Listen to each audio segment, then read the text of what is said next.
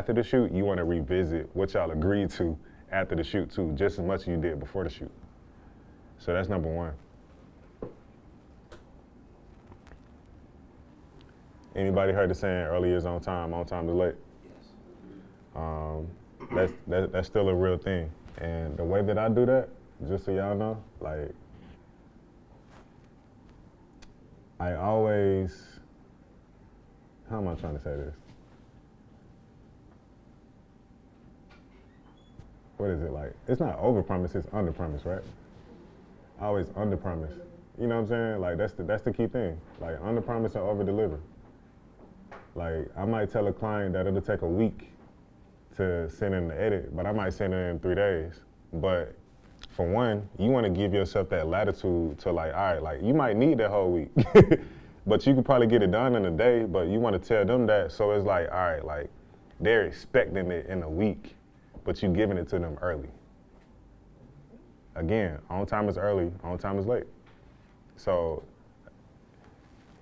we live in a perception-based like business when it comes to like just entertainment and being a creative and things like that. So you just want to create like almost an illusion, if you will, if I can use that word. Like you want to create this illusion or this idea that like, yes, like I'm diligently like working on this thing, even if you're not, like you still want to do that just so it creates like this like urgency that you're working on it, you know, and obviously you are, but like it's not to the extent that you're probably making it seem, you know what I'm saying? And that's key. So I always do that. And then after we set expectations, the last thing and the most important thing, guys, please don't run from revisions. Like, and when I say run from revisions, like we deal with like a lot of people, a lot of editors, a lot of creatives, to where like when it gets down to the wire, it's the day to deliver a client, not deliver a client, deliver an edit or send in, you know, finished photos or retouched photos, and like people will go ghost. Like they just disappear from the face of the earth. You hit them up and like, yo, like you're supposed to deliver on this project, like what's up? Like where you at? And they ain't responding. Has anybody dealt with that situation? Yeah. Or experienced that, seen it? So y'all know what I'm talking about. Like, you know, like honestly, like, and I'm gonna just be honest, like that's the worst situation to kind of be in to do that, because it's really hard to recover from it, because what y'all agreed to is not what actually happened.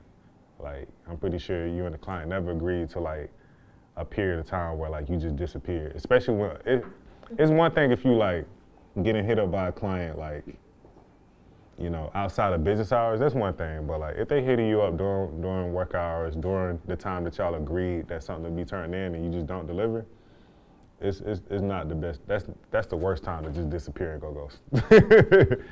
You know, and I've seen that happen to like a lot of people, and you know, it's never a good thing. So I always try to like avoid that. I always try to remember like, yo, like, yes, revisions can be like taxing as an editor. Revisions can be like a chore, if you will, especially when you don't agree with the revision, but like don't run from it.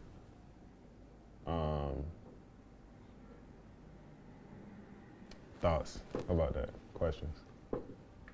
Anybody feel me when I say that? What's up, bro? I think you're gonna get this done, at least 1 or 2 revisions, but is what if the client comes back after 2, 3, 4, 5 times and still like what happens there for you? So like what you're talking about now is like, and I like to use the term like bottleneck, like that's a bottleneck, you know, if you will, because if you 5, 10, 15, 20 revisions in, somewhere in pre-production it didn't go the way it needed to go. So to prevent that, again, like that's why prep is so heavy and so important to every single project that you work on. Like being intentional about like, all right, like I know we're shooting a video, but what does this really look like?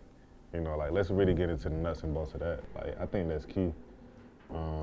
So like, again, like prepping the right way just kind of alleviates the post process. But like just to answer your question, like for me, you got to do what's comfortable for you as far as the number of revisions. Like sometimes it might be 3 revisions, it might be 5, But, you know, I'll say this, and hopefully y'all can write this down too. Like, it's no right or wrong, it's what you agree to. What you agree to is what it is. Like, that's really, you know, nothing else to really be said outside of that. Like, if you agree to turn in the project by a certain time and a certain amount of revisions, you know, you kind of have to do that. Now, what you negotiate for added edit fees after it gets outside of that is another conversation. And those are what we call overages. And, you know, again, it's always good to be proactive instead of reactive.